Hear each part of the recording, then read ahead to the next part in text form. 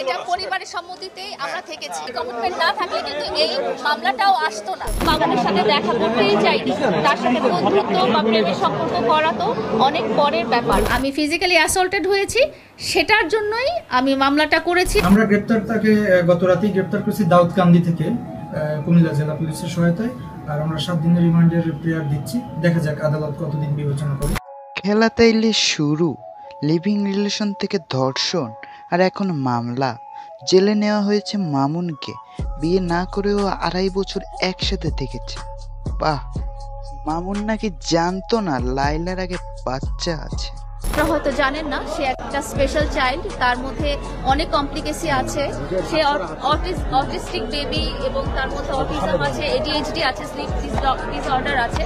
তো মামুন এবং মামুনের মা এবং তার পুরো পরিবার আমার বাচ্চাটার প্রতি খুবই যত্নশীল দেখিয়ে আমার দুর্বল স্থানে আসলে তারা জায়গা করে নিয়েছেন। তারা বুঝেছেন যে একটা মায়ের কাছে একটা সন্তানের মূল্যটাই আসলে অনেক। এতদিন একসাথে খাচ্ছে, ঘুরছে, মারামারি করছে, এখন কেন ধর্ষণ মামলা? প্রথমে তার মেয়ে নিয়ে কথা বলতেই নারাজ, এখন বের হচ্ছে কোথা থেকে এত আকাশ কুকাশ? এতদিন একসাথে রয়েছে, কই গেল ভালোবাসা? প্রতারণা মানা যায়, ধর্ষণ কেমনে আমারে বুঝা?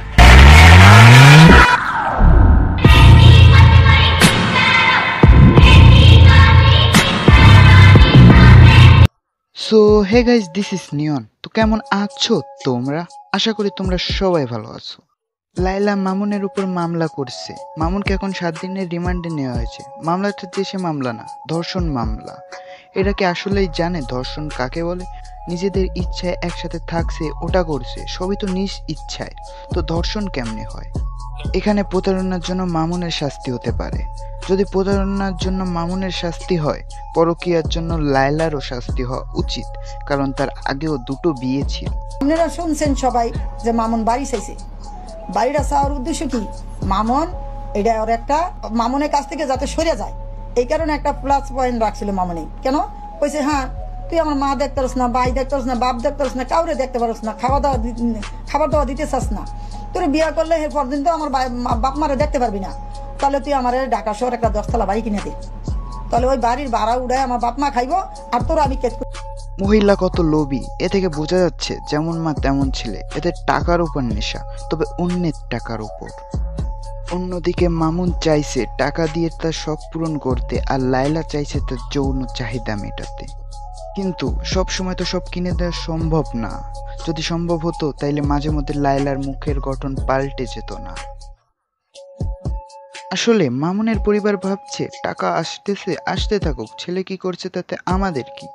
মামুন ভাবছে টাকা দিচ্ছে দিক, যতদিন এরকম টাকা দিবে ততদিন রাখবো। আর লাইলা ভাবছে টাকা যাচ্ছে যাক, চাহিদা তো মিটতেছে। কিন্তু শেষে এখন বিয়ে না করে মামুন সরে আসতে চাইছিল, এখন দিয়ে দিছে মামলা। হয় বিয়ে করো, নাইলে মামলা খাও। এসব বালছাল দেখে আমাদের কোনো ভালো হবে না। তোমরা লাইক আর সাবস্ক্রাইব করে দিও। তো আজকের মতো আসি প্রিয়, দেখা হবে নতুন কোনো ভিডিওতে। বাই।